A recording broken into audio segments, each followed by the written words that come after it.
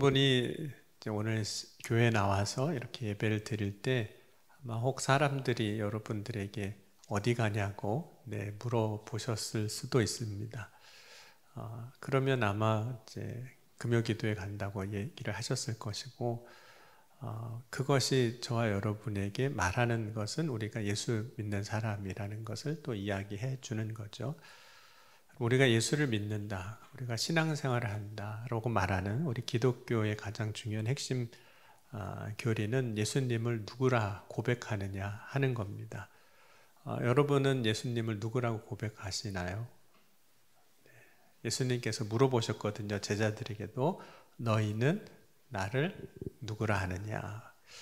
근데 이 질문의 핵심에서 제자들에게 그들의 믿음이 무엇인지를 사실은 물어보시는 거죠. 우리는 예수님을 나의 구원자이심을 믿는 겁니다. 그런데 이 믿음이 이제 우리를 죄에서 건져내는 거죠. 그래서 믿음으로 말미암아 구원받는다고 우리가 고백하는 겁니다.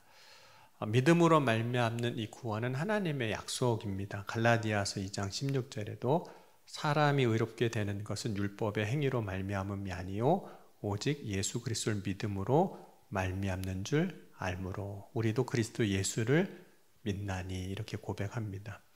여기서 의롭다함을 얻었다라고 할 때 이 의롭다함을 얻는다는 것은 이런 의미가 있습니다. 이제 법적으로 무죄가 증명되다 이런 의미가 있어요. 하지만 하나님이 믿음으로 말미암아 받게 하신 그 구원, 우리에게 주신 그 의는 엄밀하게 따지면 우리의 죄 자체가 사실은 없어진 것은 아닙니다. 그러니까 어떤 사람의 죄도 사실은 없어지지는 않는 거죠. 사실 이것이 어쩌면 인간이 거부할 수 없는 가장 무거운 짐인 겁니다. 짐이 되는 이유가 그런 이유예요. 없어지지 않는 거예요. 그렇기 때문에 사도 바울이 또 이렇게도 이야기를 했던 겁니다. 의인은 없나니 하나도 없다. 또 로마서 3장 9절과 10절 보면 다 죄 아래 있다고 우리가 이미 선언했다라고 이야기하는 거죠. 그럼에도 불구하고 의롭지 않은 그 사람을 향하여 오늘 의롭다라고 이야기하는 것, 무죄가 증명되었다라고 말하는 이유가 뭘까요? 그 이유는 딱 한 가지입니다. 예수님이 저와 여러분의 죄를 위하여 십자가에서 그 죄값을 다 치르셨기 때문입니다. 그러니까 예수님의 십자가의 사건은 모든 사람의 죄를 대속하는 그 효력이 있는 거죠. 그러니까 무죄가 증명되었다는 것은 실제로 그 사람에게 이제 죄가 없다 그런 뜻은 사실 아니라는 거예요. 누군가가 그 죄의 값을 대신 당하게 되었으므로 더 이상 그 사람에게 죄의 값을 요구하지 않는다 이런 의미인 겁니다. 예를 들자면 이런 경우가 될 수 있는 거죠. 어떤 사람이 누군가의 물건을 훔쳤어요. 그런데 물건을 훔친 사람이 이제 잡혔습니다. 그때 누군가가 나타나서 그 훔친 물건 값을 대신 내주는 겁니다. 그래서 물건의 본래 주인이었던 사람이 더 이상 자신의 물건 값을 훔쳐갔던 그 사람에게 요구하지를 않게 되는 거죠. 그래서 물건의 그 주인은 더 이상 자신의 물건에게 훔친 사람의 값을 요구하지 않은 것, 그것이 이제 대속의 개념인 겁니다. 대속받은 거죠. 근데 여러분, 그렇다고 해서 그 물건을 훔쳤다라는 그 사실, 그 죄가 없어지는 건 사실 아니거든요. 사람의 죄 자체가 사라지는 건 아닙니다. 도둑질을 했다는 죄의 이력이 남는 것처럼 그 사람이 다른 사람의 물건을 훔친 그 이전의 행위, 그 행위가 없어지는 건 아닌 것처럼 우리의 죄도 사실은 없어지는 건 아니에요. 그러나 하나님이 예수님이 나의 죄를 대신하여 십자가에 못 박히셨음을 우리가 믿을 때 하나님은 그것을 이제 의로 여겨주시고, 그러니까 무죄한 것으로 여겨주신다는 거죠.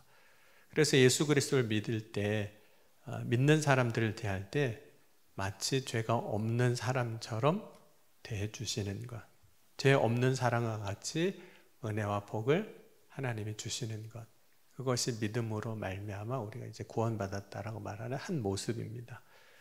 그런데 도대체 그럼 우리가 구원받았다는 것, 믿음으로 말미암아 구원받았다는 것이 어떤 걸까 하는 거죠. 먼저 죄가 없는 사람이 누리는 은혜와 복을 받는 겁니다. 죄가 없는 사람이 누리는 은혜와 복이 예수 그리스도로 말미암아 믿음으로 받은 구원이 되는 거예요. 죄가 없는 사람으로 받는 복은 뭐냐면 이런 겁니다. 죄로 인해서 심판받지 않는다는 것이기도 한데 이제 고발받지 않는다는 거예요. 고발당하지 않는다는 거예요. 여러분, 죄가 없는 사람은 죄로 인해서 이제 심판받지 않습니다. 우리가 믿음으로 말미암아 의롭다함을 받는 사람은 이제 죄가 없는 것으로 여겨지기 때문에 정죄나 심판이 없는 거예요. 그러니까 율법으로. 물론 여전히 그럼에도 불구하고 물론 참소하는 자가 있을 겁니다. 혹은 그 사람의 과거의 죄에 대해서 고발하는 사람이 있을 거예요. 참소하고 고발하는 것은 우리의 인생에서 여러 가지 모습으로 사실 계속 나옵니다.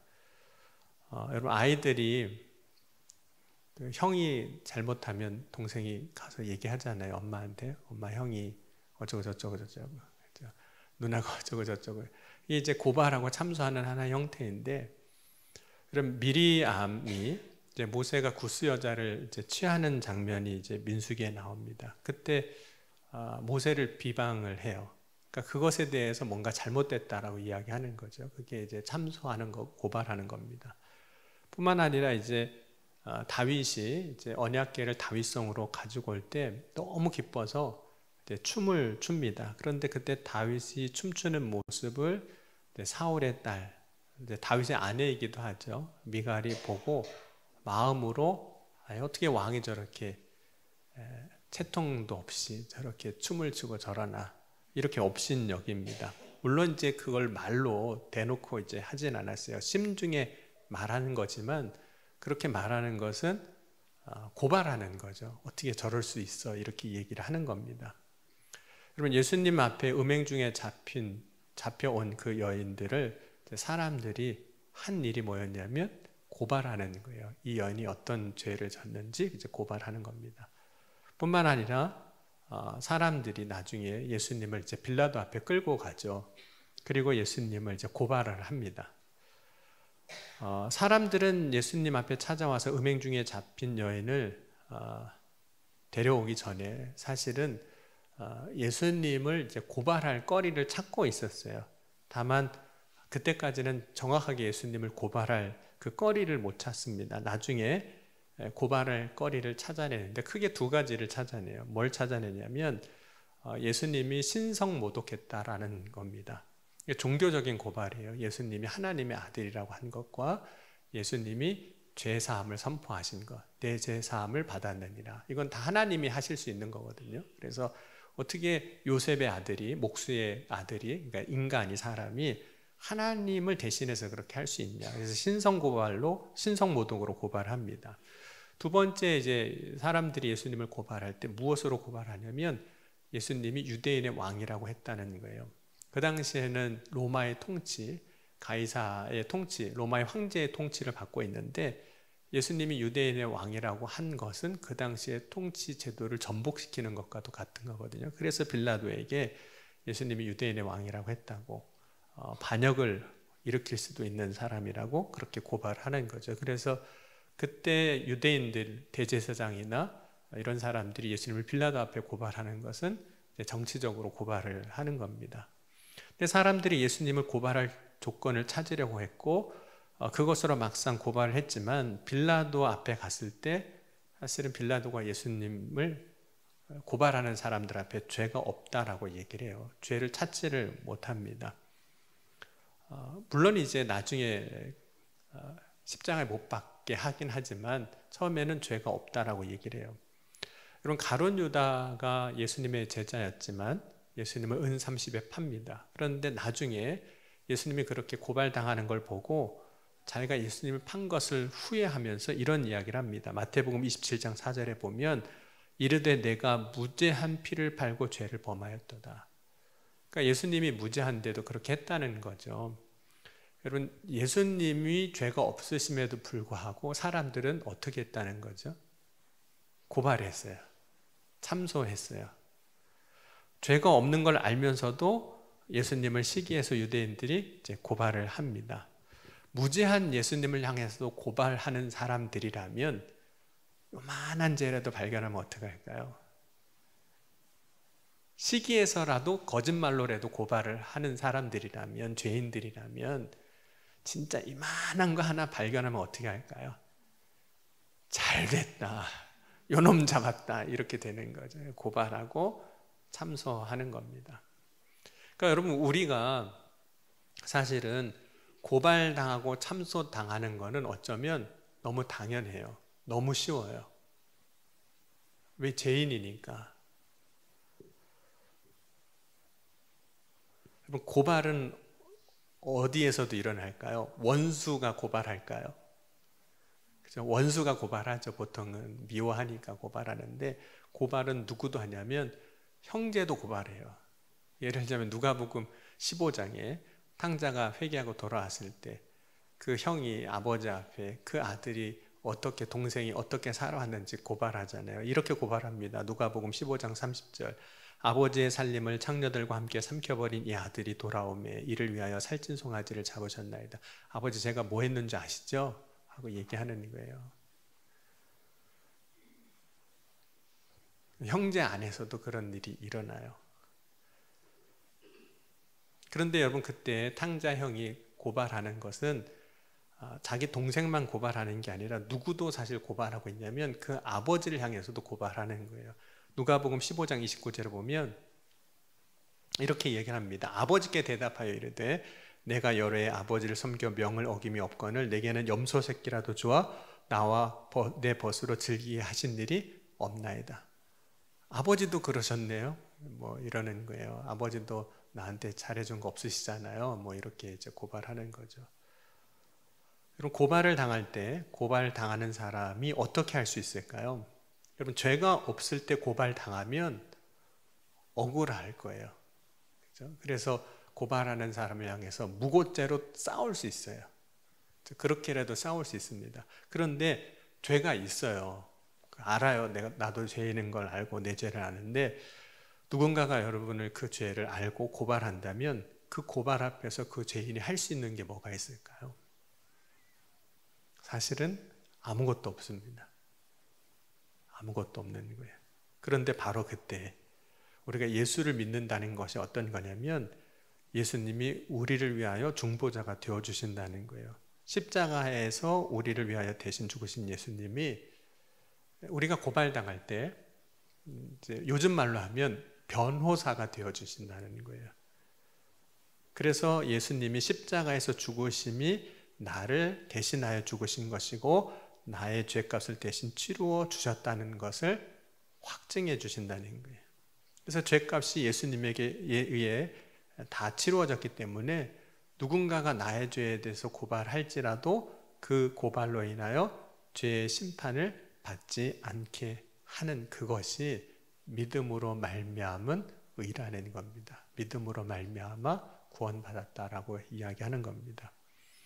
근데 여러분, 믿음으로 말미암는 그 구원은 또 무엇이냐면 그 구원은 우리의 신분이 바뀌는 걸 이야기하는 거예요. 그러니까 예수를 믿기 전에 우리가 이제 죄인으로 살았잖아요. 죄의 종으로 살았습니다. 그런데 믿음으로 말미암아 하나님 주신 은혜가 있는데 자녀가 되게 하시는 거예요. 그러니까 우리가 잘 알고 있는 그 말씀 요한복음 1장 12절 13절 보면 영접하는 자, 그 이름을 믿는 자들에게는 하나님의 자녀가 되는 권세를 주셨으니 이는 혈통으로나 육정으로나 사람의 뜻으로 나지 아니하고 오직 하나님으로부터 난 자들이니라. 그럼 우리가 하나님의 자녀가 되었다고 할 때 그 자녀됨은 우리가 예수님을 하나님의 아들이라고 고백하잖아요. 그러니까 하나님의 아들 되신 예수님과 똑같아지는 걸 이야기하는 건 아닙니다. 우리가 하나님의 자녀됨과 예수님이 하나님의 아들 되심은 다른 문제예요. 왜냐하면 예수님이 하나님의 아들 됨은 신성을 가진 하나님으로서 그 하나님의 아들이시지만 우리는 그렇지 않거든요. 그러니까 하나님으로서 예수님이 하나님의 아들이시라는 것은 예수님은 능히 하나님이시기에 귀신을 내쫓으시고 병자를 고쳐주시고 자연도 순종하게 하시고 죄를 사하시는 모든 일들을 하실 수 있는 겁니다. 근데 우리가 하나님의 자녀가 되었다 그래서 우리가 그런 예수님과 같이 되는 건 아닌 거거든요. 하지만 하나님의 아들이 되는 것은 예수님과 같은 능력을 가지는 자가 되는 것은 아니지만 그럼에도 불구하고 우리가 예수 그리스도를 믿을 때 하나님의 아들이 된다는 것은 아들과 같은 신분으로 우리가 변화된다는 거예요. 우리가 예수님을 믿을 때 하나님의 아들이 되었다는 것은 우리가 하나님을 부르는 이름에서 나오는 겁니다. 여러분, 하나님을 여러분은 뭐라고 부르세요? 제가 늘 이야기하지만 혹시 하나님을 아저씨 이렇게 하시는 분은 없으시잖아요. 아버지라고 다 부르시잖아요. 그럼 갈라디아서 4장 6절 7절에 너희가 아들이므로 하나님이 그 아들의 영을 우리 마음 가운데 보내사 아빠 아버지라 부르게 하셨느니라. 그래서 우리가 다 하나님을 이제 아버지라고 부릅니다. 근데 이 하나님을 아버지라고 부르는 이 사실이 사실은 놀라운 변화라는 거예요. 신분이 변했다는 거예요. 어떻게 하나님을 아버지라고 할 수 있는 거죠? 여러분, 아버지는 누구만 아버지라고 할 수 있는 거죠? 자녀만 그렇게 할 수 있는 거예요. 네, 오늘 지금 용이가 이렇게 왔지만 아무리 저랑 가까워도 저를 아버지라고 부를 수는 없잖아요. 그죠? 아버지가 아니니까. 그러니까 아버지가 됐다는 건 뭐가 바뀌었다는 거예요. 관계에 있어서 뭐가 바뀌었다는 거예요. 만약 우리가 지나가는 사람 붙잡고 그 사람을 아버지라고 부르면 되게 이상하게 여길 겁니다. 그 사람이. 그리고 그 주변에 있는 사람도 저 사람 왜 저래? 이렇게 생각을 할 거예요. 그러나 오늘 우리가 예수를 믿고 하나님을 아버지라고 부를 때 옆에 있는 사람이 기도할 때 아버지 이렇게 기도하는데 권사님 왜 저러나 이러시는 분은 아무도 없잖아요. 그냥 당연한 것으로 여기는 거잖아요. 더 이상 이상하게 생각하지 않습니다. 그 이유는 자녀인 것을 인정하기 때문에 그래요. 자녀가 된 거예요. 그럼 아버지와 아들이 됐다. 이 아버지와 아들의 관계는 뭘까요? 여러분, 과거에 아버지와 아들의 관계는 어떤 관계였나요? 여러분이 어렸을 때 아버지와 자녀의 관계는 어땠죠? 아버지는 여러분이 어떠셨어요? 그래서 어떻게 아버지와 관계가 설정되셨는지는 이렇게 생각해 보시면 돼요. 혹시 식사 같이 해보신 적 있으세요? 아버지랑. 물론 이제 조금 세대가 좀 달라서 그럴 수도 있는데 아버지랑 같이 식사하는 자녀는 없습니다. 아버지 상이 따로 있는 거죠. 과거의 아버지는 아들과의 관계를 위계 질서 안에서 보는 거예요. 아버지는 높으신, 그죠? 이렇게 생각하는 거죠. 그래서 아버지 이름 부를 때도 물론 우리가 공경함으로 함부로 부르지 않는 것도 있지만 아버지의 이름을 부를 때도 아버지 이름을 부르지 않잖아요. 함부로 막 부르셨나 봐요. 막. 그렇게 안 불렀잖아요. 무슨 자라고 이렇게 말씀하고 그랬죠. 근데 아버지와 아들의 관계는 사실 위계 질서 안에서 존재하는 관계가 사실은 아닙니다. 아버지와 아들은 사실은 본질적인 관계는 친밀한 관계예요. 이 친밀한 관계는 어떻게 인식이 되냐면 친밀하다는 것은 하나로 인식이 되는 거예요. 그러니까 아버지와 아들은 하나로 인식하는 거. 이게 친밀한 거예요. 그러면 아버지와 아들이 하나가 되었다는 것은 그것보다 더 가까운 것이 없다는 의미입니다. 성경을 이렇게 보면 그 당시에 아버지와 아들은 어떤 관계인지에 대해서 이야기를 하는데 특별히 마가복음 12장에 보면 예수님께서 비유로 말씀하실 때 아버지는 아들에게 나중에 자신의 포도원에 새를 준 농부들에게 새를 밖에 보냅니다. 종들을 보냈는데 자꾸 죽이고 삭슬 안 내고 하니까 결국은 아들을 보내요. 그때 아버지가 아들을 보내는 이유가 뭐냐면 만약에 내 아들을 보내면 농부들이 이 아들은 누구로 여길 거라고 생각하고 보내는 걸까요? 나와 똑같이 여길 거라고 생각하고 그래서 아버지가 보내는 거예요. 그런데 농부들도 그 아들이 온다고 하니까 또 뭐라고 생각하냐면 아버지와 아들이 같으니까 이 아들을 죽이자는 거예요. 그러면 나중에 아버지가 죽으면 상속할 사람이 없으니까 그것이 다 우리의 것이 되지 않겠느냐라고 이야기를 합니다. 그래서 그 사건에서 보면 공통점이 있어요. 자신의 아들이 나로 여겨질 거라고 아버지가 생각하고 농부들도 그 아들을 아버지와 같은 존재로 여기는 거예요. 그래서 아버지와 아들은 하나로 여겨지는 겁니다.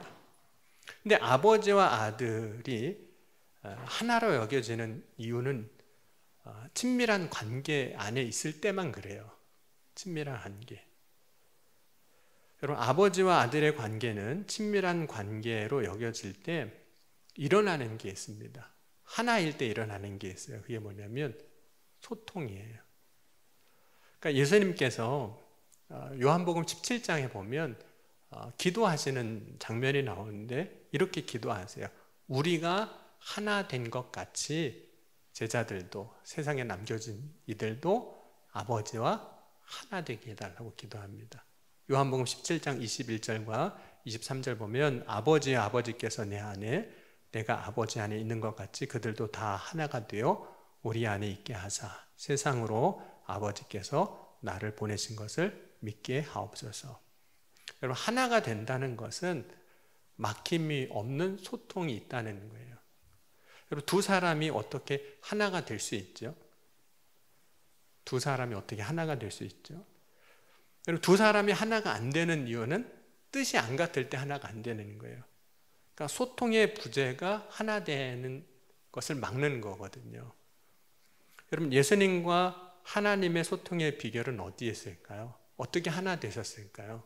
그 뜻이 어떻게 하나 될 수 있었죠? 물론 이렇게 얘기하면 답은 없어요. 예수님이시니까 그렇지. 그러면 다 답이에요. 그런데 예수님과 하나님이 하나 되실 수 있는 이유는 예수님이 늘 기도하셨기 때문이에요.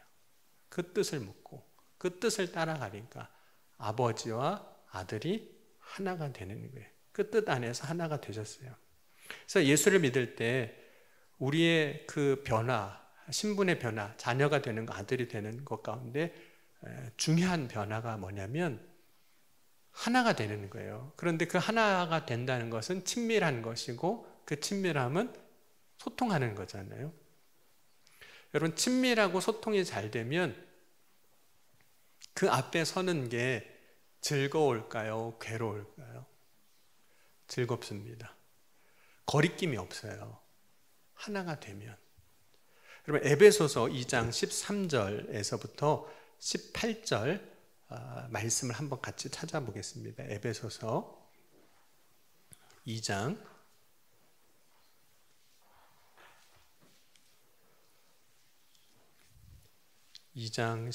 13절에서부터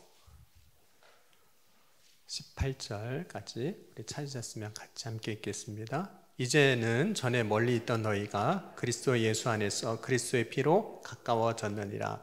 그는 우리의 화평이신지라 둘로 하나를 만드사 원수된 것 곧 중간에 막힌 담을 자기의 육체로 하시고 법조문으로 된 계명의 율법을 폐하셨으니 이는 이 둘로 자기 안에서 한 세 사람을 지어 화평하게 하시고 또 십자가로 이 둘을 한 몸으로 하나님과 화목하게 하려 하심이라.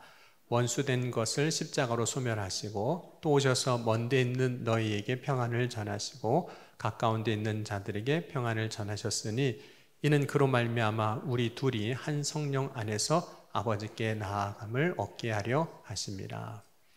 여러분, 우리가 하나님의 자녀가 됐다는 것, 예수를 믿음으로 하나님의 자녀가 됐다는 것은 이런 의미가 있는 거예요.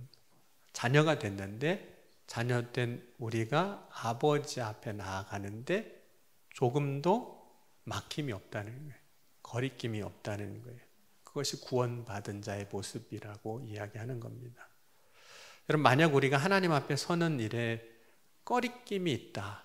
뭘 의미하는 걸까요?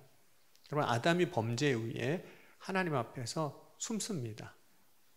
무화과 잎으로 옷을 가려서 자기를 숨기고 나무 뒤에 숨어서 자기 존재 자체를 숨기게 되는 거예요.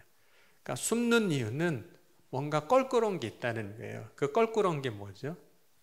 죄예요. 그러니까 여러분 우리 인간관계도 똑같아요. 여러분 관계가 좋은 사람 저기서 오는 거 봤어요. 그럼 여러분 어떻게 하세요? 여기서부터 막 손을 흔들면서 나 좀 보라고, 나 여기 있다고. 못 보면 저 길 건너가는 거 보면 막 소리 지르면서 막 움직이잖아요. 나 좀 보라고, 어떻게 지냈냐고, 잘 지냈냐고 뭐 이러잖아요. 근데 여러분 껄끄러운 사람이 저기 있어요. 그럼 어떻게 해요? 못 본 척 골목길을 틀어서 멀더라도 다른 길로 돌아가는, 껄끄러우면 그래요. 그 껄끄러움이 뭐죠? 그 사람과의 관계 안에 뭔가 죄가 있는 거예요. 해결되지 않는.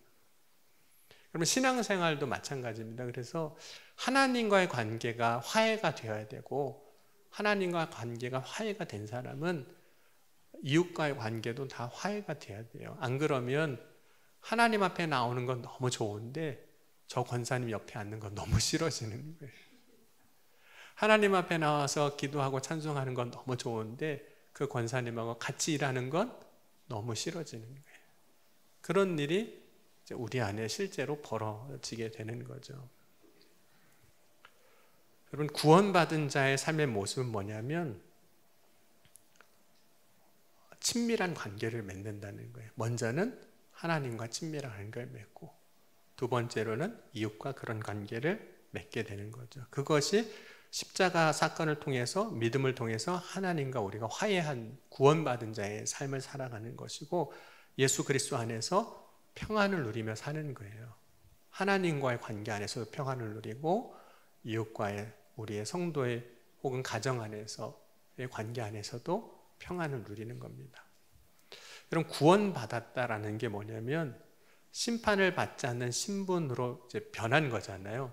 그러니까 죄가 본래 있는데 죄 없는 자로 여겨주시는 것이고, 구원받았다라는 것이 이제 친밀한 하나님과의 관계를 맺어가는, 또 이웃과의 관계를 맺어가는 것인데, 이 삶이 어디에로까지 이어지냐면 영생입니다.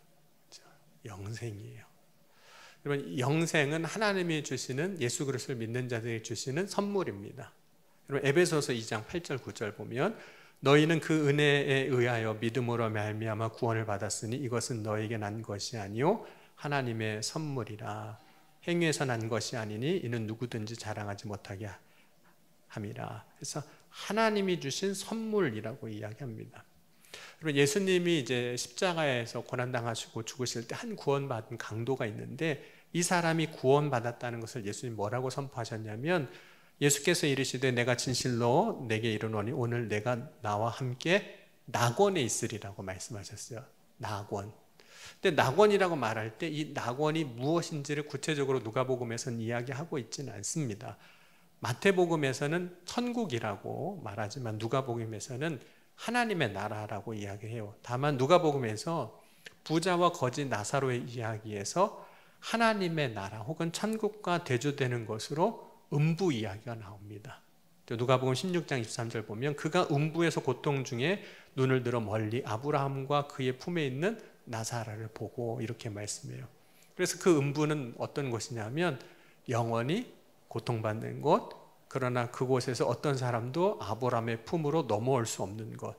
음부는 영원히 심판받는 곳입니다. 하지만 낙원은 어떤 곳이냐면 나사로에게 말씀하신 것처럼 위로를 받는 곳이에요. 근데 음부와 낙원의 공통점이 있는데 그곳은 모두가 다 죽어서 가는 곳이라고 이야기하고 있습니다.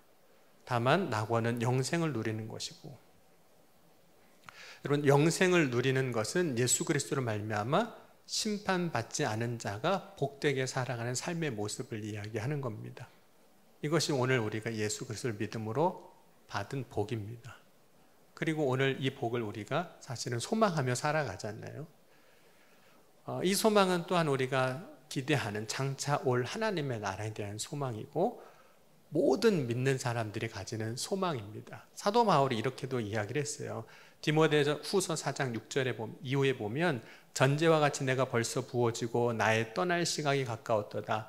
나는 선한 싸움을 싸우고 나의 달려갈 길을 마치고 믿음을 지켰으니 이제 후로는 나를 위하여 의의 면류관이 예비되었으므로 주 곧 의로우신 재판장이 그날에 내게 주실 것이며 내게만 아니라 주의 나타나심을 사모하는 모든 자에게도니라 라고 이야기하면서 의의 면류관이 예비된 곳, 그곳이 하나님의 나라고 그곳에서 누리는 삶이 이제 영생이라고 이야기를 하는 겁니다. 그리고 오늘 이 시간 저와 여러분이 예수 그리스도를 믿음으로 받은 복이 참 많습니다. 죄인이지만 더 이상 죄인으로 여기지 않아 주셔서 이제는 고발하지 않으실 거예요.